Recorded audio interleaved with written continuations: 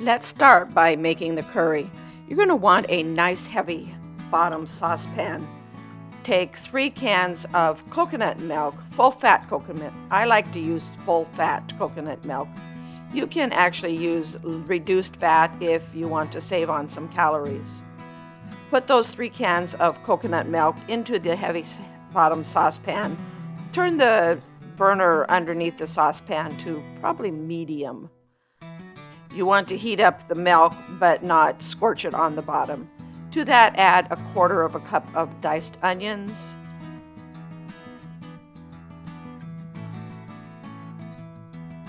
2 tablespoons of grated fresh ginger, 2 tablespoons of diced carrots and 2 tablespoons of diced celery, 1 4-ounce can of Masaman Curry paste, 2 tablespoons of brown sugar, 1/2 cup of fresh Thai basil, and 1/2 cup of fresh diced cilantro. If you can't find the Thai basil, it's okay to use the Italian basil. The Thai basil has a nice anisette flavor to it. However, the Italian basil in this works just as well. Stir that all together until the solid pieces of the coconut milk are melted, and bring it to a gentle boil. Let it simmer for about 1 hour.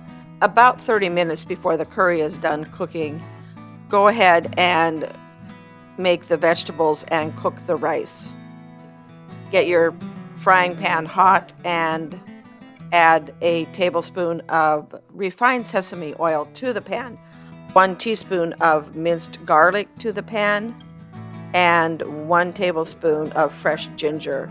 Let that cook until the ginger and garlic are fragrant, and then add a cup of finely diced portobello mushrooms,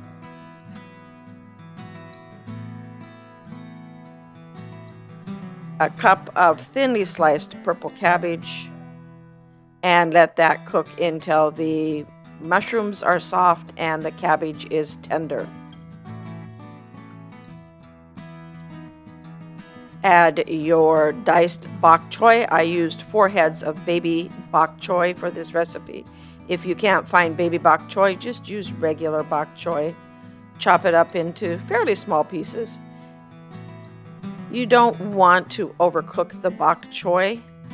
Once the bok choy is tender, add 4 red roasted bell peppers.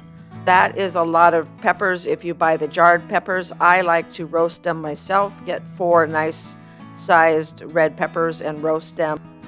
And now it is done. You're ready to fry your fish.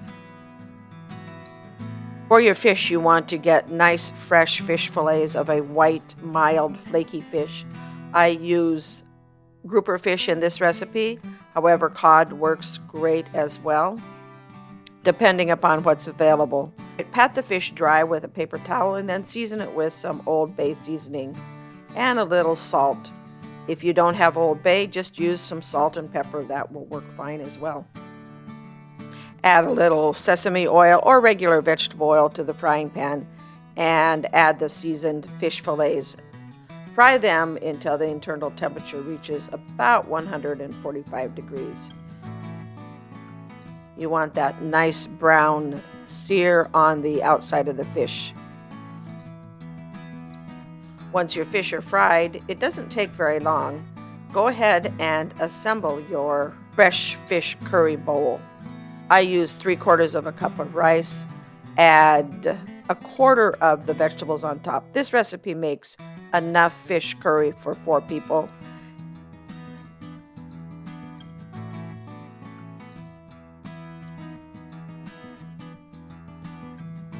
Add a fried fish fillet and a ladleful, 1 to 2 ladlefuls of your delicious curry sauce. You can be generous with the curry sauce as your curry makes plenty for 4 people. Garnish with a little cilantro and a lime wedge. Serve hot, fresh, and delicious. Enjoy.